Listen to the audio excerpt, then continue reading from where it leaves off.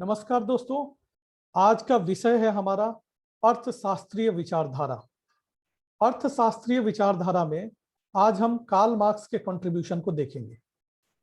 Karl Marx ने दो book लिखा था। एक का नाम था दास कैपिटल और दूसरे का नाम था कम्युनिस्ट मैनिफेस्टो। कार्ल मार्क्स की जीवनी क्या थी और मार्क्सवाद कैसे विकसित हुआ, इसके बारे में आज हम वृहद चर्चा करेंगे। नटसेल में छोटे में आपको कार्ल मार्क्स की जीवनी बताना अति आवश्यक समझता हूं।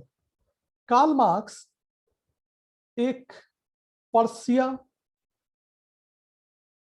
जर्मनी में पैदा हुए थे और उनके पिताजी वकील थे, पेशे से वकील थे।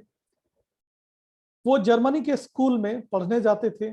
वहीं पे उनकी मुलाकात जेनी वॉन से होती है। जेनी वॉन कहा जाता था कि उस इंटायर पर्सिया की सबसे ब्यूटीफुल लेडी थी। कार्ल मार्क्स जेनी वॉन से दोस्ती करते हैं और धीरे धीरे ये दोस्ती प्यार तक बदल जाती है और साथ ही साथ दोनों ने शादी करने का फैसला लिया। लेकिन जेनी वॉन प्रिंसी क्लास से बिलोंग करती थी, किंग फैमिली से बिलोंग करती थी। यह शादी हो पाना संभव नहीं था। कार्ल मार्क्स ने भरसक प्रयास किया, हर संभव प्रयास किया, लेकिन उनके पापा भी इस बात के लिए एग्री नहीं हुए। लास्ट में इन दोनों ने छुपकर यानी सीक्रेट मैरिज करने का फैसला लिया और अंतोगत्वा इन्होंने सीक्रेट मैरिज कर भी लिया। दोनों के फैमिली ने इनको एक्सेप्ट नहीं किया, इसलिए ये कार्ल मार्क्स लंदन की ओर रवाना हो गए और वहां पे इन्होंने एक न्यूज़पेपर कंपनी में काम किया और साथ साथ रिसर्च स्कॉलर की तरह भी काम करना शुरू कर दिया। इनके काम करने से जो भी आर्थिक मदद मिलती थी रिसर्च स्कॉलर के तौर पे, उससे इनका घर चलता था। कुल मिला के इनके 4 डॉटर एंड सन थे, जो धीरे धीरे इस रिसर्च स्कॉलर के काम छूट जाने की वजह से, न्यूज पेपर के कॉलम लिखने के काम छूट जाने की वजह से इनकी गरीबी धीरे धीरे एक ऊंचाई तक जाने लगी और एक्सट्रीम फॉर्म ऑफ पॉवर्टी इन्होंने देखा। इतनी हद तक गरीबी इन्होंने देखा कि 4 में से 3 भूख और दवा की वजह से मर गए। जेनी वॉन भी कैंसर से मर गई। लास्ट में डॉक्टर ने यही बताया कि खाने प्रॉपर एसेंशियल कमोडिटीज ना मिलने से, न्यूट्रिशियस फूड ना मिलने से जेनी वॉन की मृत्यु हो गई। अंतोगत्वा कार्ल मार्क्स भी कम्युनिस्ट मैनिफेस्टो लिखते लिखते एक डेस्क पे सोते हुए, वो भी ड्यूरिंग द राइटिंग वो भी मर गए। उनके देहांत के बाद जब बुक पब्लिश हुआ, एंजल फ्रेडरिक ने इनकी दोनों बुक पब्लिश कराई, जो इनके कार्ल मार्क्स के दोस्त थे। उसके बाद एक अलग तरह की हलचल देखने को मिली। वो हलचल दुनिया को हिला देने वाला था। दुनिया पूरे 2 खेमों में बटी थी। एक बुर्जुइज सोसाइटी जो पूंजीपति बोलते थे, एक जो पोलिटरेट जिसको श्रमजीवी वर्ग बोलते थे। ये 2 खेमों में पूरी दुनिया बट गई थी। कार्ल मार्क्स ने चीजों को सिस्टमेटिकली समझा और साइंटिफिक वे और साइंटिफिक तरीके से लोगों को समझाने की कोशिश किया। लोगों को समझाने के दौरान उन्होंने कहा कि वो वही फ्यूडल सोसाइटी है जो पहले हुआ करता था, बस इसका नामकरण चेंज हुआ है। वही बुर्जुइज लोग हैं, वही पूंजीपति लोग हैं, वही प्रोलिटरेट लोग हैं, लॉर्ड और सर्फ वाली जमाना जो हुआ करती थी, आपको लॉर्ड एंड सामंती व्यवस्था फ्यूडल सोसाइटी का कुछ हिस्सा बता दूं। ये उस समय की बात है जब दास की खरीद बिक्री होती थी। आदमियों और औरत बच्चों का एक मेला लगता था जिसमें बच्चे आदमी औरत खरीदे और बेचे जाते थे। उस फ्यूडल सोसाइटी में लॉर्ड मालिक कहलाते थे और सर्फ जो खरीद के ले आए जाते थे उसे दास कहा जाता था। वो सामंती व्यवस्था, दास, लॉर्ड और सर्फ की व्यवस्था कायम रही। अंतोगत्वा द्वितीय विश्व युद्ध के बाद यानी सेकेंड वर्ल्ड वॉर के बाद यह व्यवस्था खत्म हुई। बहुत सारे international human rights bills, international bills of the human rights के आने से इसको सिस्टमेटिकली अवैध, इलीगल करार कर दिया गया। अब इन्होंने दास कैपिटल में लिखा कि कुछ ज्यादा चीजें बदली नहीं गई, आज पूंजीपति हैं और श्रमजीवी वर्ग है, वही सर्फ वही लॉर्ड है, बस नाम बदला है, काम नहीं बदला है। इन्होंने कहा कि अगर आप एग्जाम्पल के तौर पे समझें तो एक लकड़हारा वुड कटर लकड़ी काटता है और बढ़ई उसको फर्नीचर बनाने का काम करता है, और अल्टीमेटली सबसे ज्यादा मुनाफा किसको होता है? जो बस एक एसी रूम और शॉपिंग मॉल बना रखा है उसमें उसको बेचने का कार्य करता है। मान लीजिए अगर कोई टेबल और चेयर 1000 रुपए की है तो लकड़हारे को 100 रुपया मिलते हैं उस लकड़ी को काटने के लिए, बढ़ई को 200 रुपया मिलते हैं उसको बनाने के लिए, फर्नीचर बनाने के लिए, और अल्टीमेटली पूरे के पूरे 700 जो कुछ भी नहीं किया है उसको प्राप्त होता है। तो यह एक तरह से रंजिश है। Law and state in capitalist लोगों के साथ मिलकर इस रंजिश में बहुत अच्छे से शामिल हैं। There is great collusion between law and state to suppress the masses. And if you are understanding that we have right to property, this is a great illusion. अगर आप समझते हैं कि आपके पास संपत्ति रखने का अधिकार है तो शायद आप एक बहुत ही डूबियस कैरेक्टर और भ्रामक स्थिति में रहते हैं। जिसके पास संपत्ति है ही नहीं उसको संपत्ति रखने का अधिकार कैसे मिलेगा? तो संपत्ति जिसके पास है उसके लिए संपत्ति का अधिकार है, गरीबों के लिए नहीं है। इस तरह से ऐसी कई सारी चीज है जिस षड्यंत्र में राज्य और विधि, लॉ एंड स्टेट शामिल है, ये कार्ल मार्क्स ने कहा। अब समझते हैं किस तरह से शामिल है इस डॉक्ट्रिन के हिसाब से। इन्होंने 4 डॉक्ट्रिन प्रोपाउंड किया जो आपको एग्जामिनेशन में लिखना पड़ेगा, अदरवाइज आपको मार्क्स नहीं मिलेंगे। फर्स्ट डॉक्ट्रिन इन्होंने लिखा जिसका नाम था डॉक्ट्रिन ऑफ क्लास कैरेक्टर, वर्ग विशेषता का सिद्धांत। ये बोलते हैं 2 वर्ग है, बुर्जुइज एंड प्रोलिटेट, यानी कैपिटलिस्ट और poor people, downtrodden people, weaker section of the society.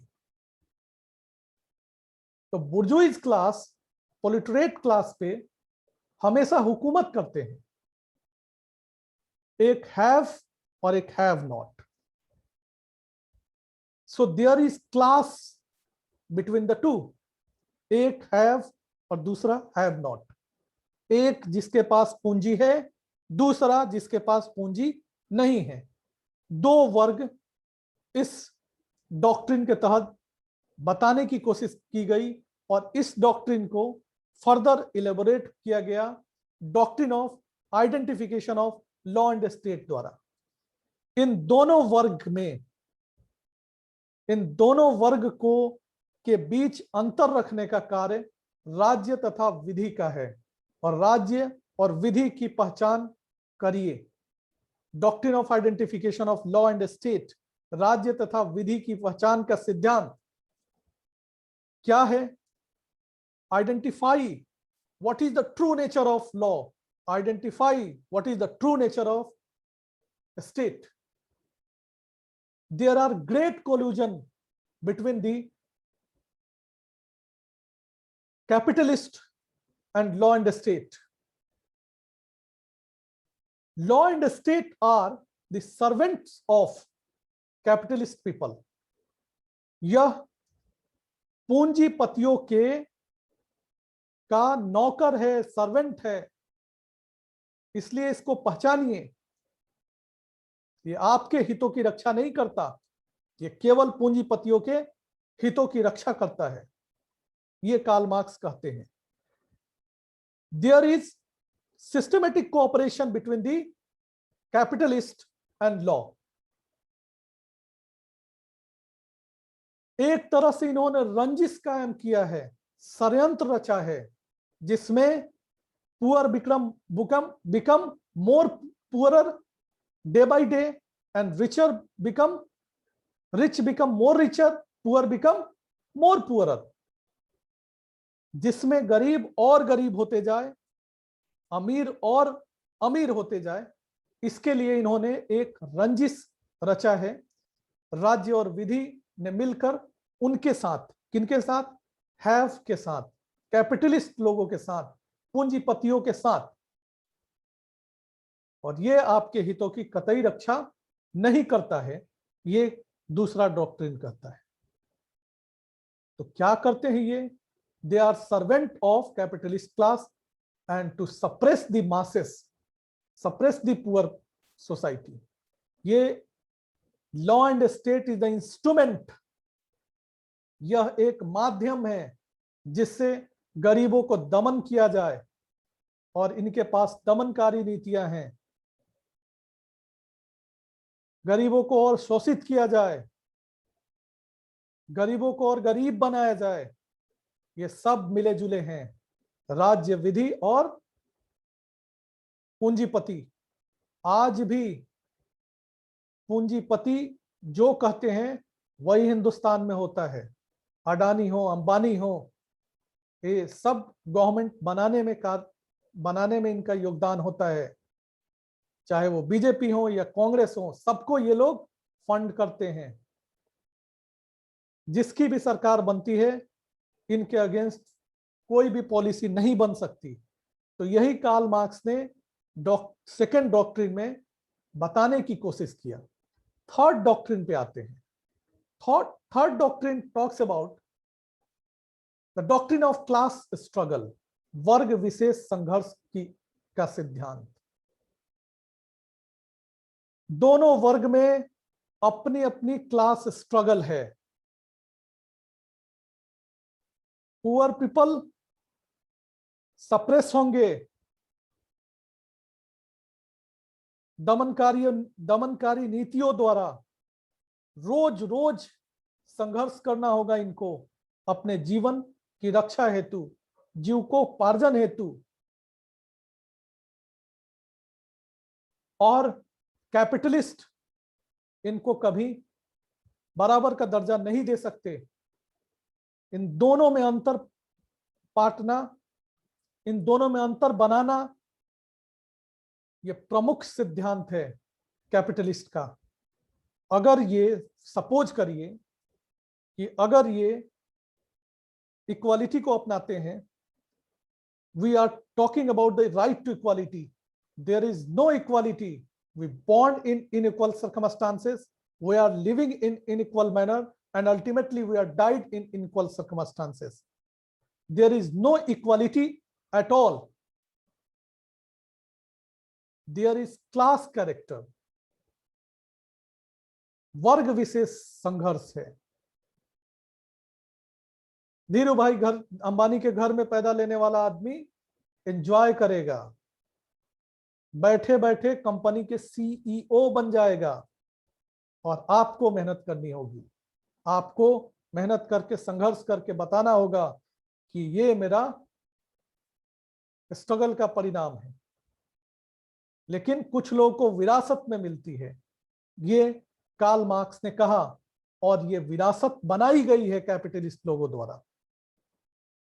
Otherwise ये सबके हाथ में संपत्ति रहता, संपत्ति किसी एक का के लिए संकुचित नहीं होना चाहिए, संपत्ति सबके लिए होना चाहिए। वेल्थ का डिस्ट्रीब्यूशन सब में बराबर होना चाहिए, ना कि किसी 2 या 100 लोगों में संकुचित हो जाना चाहिए। कार्ल मार्क्स ये भी बोलते हैं कि इनके पास बहुत सारे षड्यंत्र हैं, जैसे religion is the opium of masses. धर्म अफीम का नशा है, इस मादकता में मत जाइए। ये आपको धर्म के आधार पर बांटेंगे, ये आपको कर्म के आधार पर बांटेंगे और आप में फूट डालकर शासन करेंगे। डॉक्ट्रिन 4 कहता है और कोई दूसरा तरीका नहीं है, और कोई दूसरा तरीका नहीं है लास्ट के डॉक्ट्रिन को छोड़कर। तो लास्ट के डॉक्ट्रिन क्या बोलता है? Doctrine of state, doctrine of withering away of the state and law, राज्य तथा विधि का क्षय, अंत का सिद्धांत। हमें किसी तरह से क्लास नहीं बनाना, इनका दूसरा कोई तरीका नहीं है। आज से स्टेट एंड लॉ को खत्म करना होगा आपको। स्टेट एंड लॉ खत्म होगा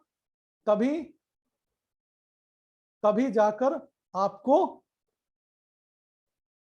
असली बात समझ में आएगी। तो हमें राज्य और स्टेट को खत्म करना होगा।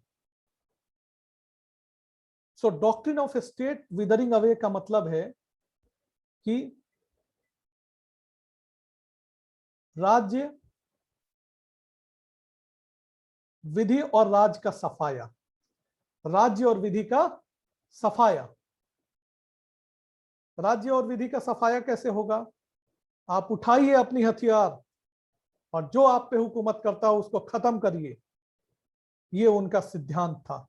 इसलिए आप जानते होंगे आज भी इंडिया में कई लोग कम्युनिस्ट लोग हैं और नक्सलाइट लोग ये क्लेम करते हैं कि हम तो गरीबों के लिए काम करते हैं, और राज्य के विरुद्ध आज भी हथियार उठाए हुए हैं इस सिद्धांत के ऊपर।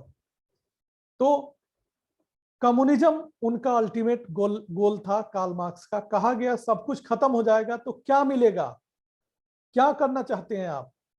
तो इन्होंने कहा कम्युनिज्म साम्यवाद व्यवस्था होगा, वर्ग विहीन समाज होगा, देयर इज क्लासलेस सोसाइटी होगा। कोई समाज में क्लास नहीं होगा, ना पुअर ना रिच, सब कुछ गवर्नमेंट को होगा। There is classless society and classless society belong to no one, only government possess the entire thing। कुछ समय पहले रसिया पूरी तरह से साम्यवाद राज्य था, राष्ट्र था। उसमें हमारे पूर्वज जाते थे और बोलते थे कि हमारे पास अपनी कार है, अपनी बंगला है, तो उनको आश्चर्य होता था क्योंकि सब कुछ belong to, everything belong to government. तो इस तरह से there is no class at all. Government salary देगी आपको पॉकेट खर्च जितना, बाकी सब कुछ गवर्नमेंट का, सबकी सैलरी बराबर। ये कार्ल मार्क्स कहना चाहते थे, चाहे वो चपरासी हो या आईएएस ऑफिसर हो। सबकी मुफ्त में हॉस्पिटल की सेवा, मुफ्त में मेडिकल सेवा, मुफ्त में शिक्षा, सब कुछ देने का कार्य सरकार करेगी। यही क्लासलेस सोसाइटी का संकल्पना था।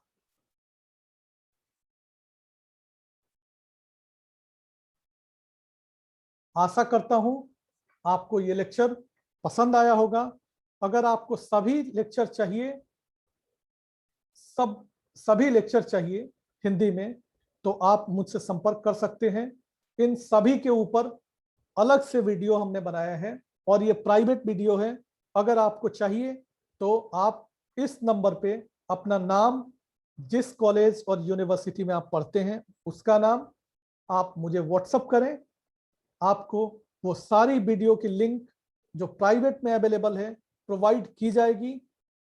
आशा करता हूं आपको ये लेक्चर पसंद आया होगा और आपसे उम्मीद करता हूं कि आप सारे लिंक हमसे प्राप्त कर लेंगे। Thank you so much for watching this video. मिलते हैं नेक्स्ट वीडियो में।